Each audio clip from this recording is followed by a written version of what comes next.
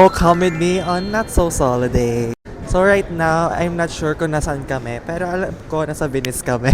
And I'm with Jenny. Ganito pala sa Venice na may bayad pag CR.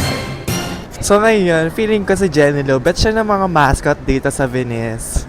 Kasi dahil hinahalikan yung kamay niya. Tapos syempre kinikinig yung timang leche, di ba?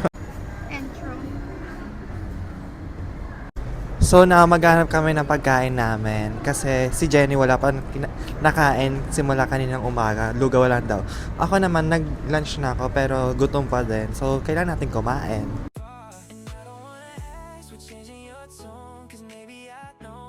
So right now, sumakay kami ng bus papuntang Market kasi mag-Market and BGC na din kami.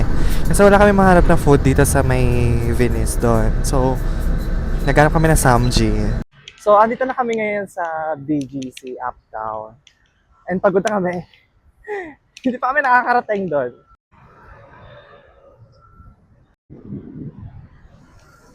So, andito na kami ngayon sa sa Premier de Samgyupsal.